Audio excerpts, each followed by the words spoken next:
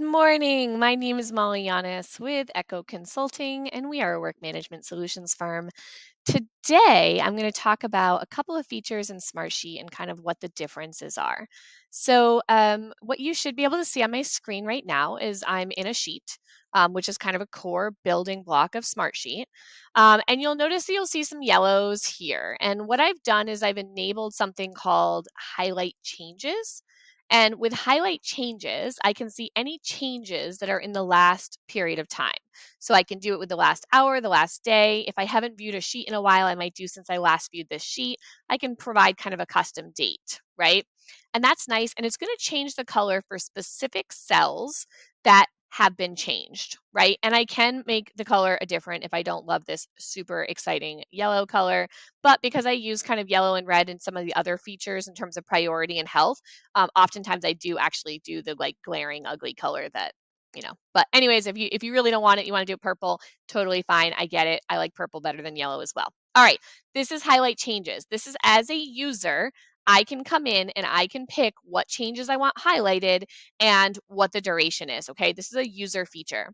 Now, if I want to come here and I have 1,000 different lines and color overwhelms me and I want to be able to look at it more from kind of an inventory standpoint, what I would use instead of highlight changes is I would come over here and I would click on activity log. Now, the activity log is going to give me much more functionality than just seeing which cells changed, right? It's going to give me visibility to see any change that is made in the sheet. Now, I can see the running change. You can see it automatically populates a date range, right? But I can also narrow it down to specific actions that I care about. So in this case, it's not going to be right a specific cell that someone just updated the name of a title or something like that. I can say, okay, what attachments have been added? What columns have been changed? Did any conditional formatting happen? Right? So I can narrow it down to see what happened. So views is telling me who's viewed the piece. So one of the pieces that I oftentimes look at, because I'm looking at it more from like a solution architecture standpoint, we implement or we help teams implement Smartsheet so that they can roll up data across all of their different sheets and all of their different projects or work streams and things like that. So I want to know if column changes were made because that might change my need for reporting or for dashboards or something like that, right? So I'll go ahead here and I'll click on column changes. I'll click apply. And now I can see any column changes that happened. And there's different types of column changes, right? So one is the column property changes. Maybe I've added, another item to a drop down list. Or I could actually say that maybe the column changed from a drop down to a checkbox, for example. And then I can also look at, oh, wow, new columns were inserted. Now, one of the things I want to show you, right, is that there's this new kind of functionality that I'm just starting to notice.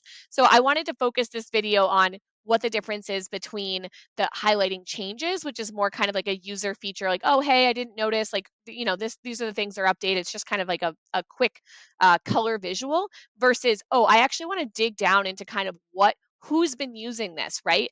Maybe I'm tracking adoption. I'm saying, okay, how many of my users are actually referencing this sheet or making updates to it? That can be really useful information as I'm looking from a change management standpoint to get people to really use this, view this, see if they're making updates, etc. But then if I'm looking at it more from like an architecture standpoint and like across, then I want to be able to dig into specific pieces to see what's happening. I want to see what automations are coming. I want to see if people are commenting so I can really dig in. And I can multi-select here as well, right? But in this case, I just did this. But while I was in here showing this to you, I wanted to just mention this other feature that I'm in love with. And I actually am doing a video across all of the different ways to kind of do some of this versioning and piece. But this request snapshot is new.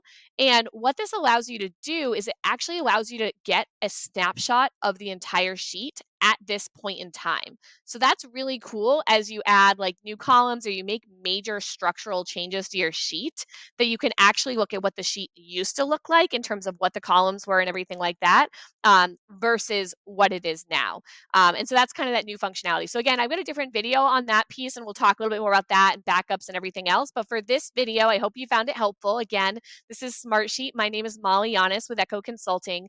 And today we were talking about the difference between highlighting highlighting changes versus looking at the activity log for the sheet as a whole to see what's happening.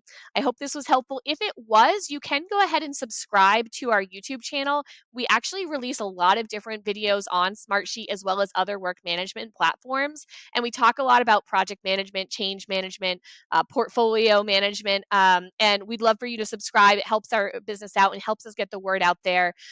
We believe that Smartsheet and these systems like this are really, they're flexible. They're meant to be a tool for you to solve problems with. And so the more information we can get out there, the better. We are a Smartsheet aligned partner. So we do actually do a lot of Smartsheet implementations for clients, for teams that are looking to really elevate their experience and the value, the return on investment they get from Smartsheet.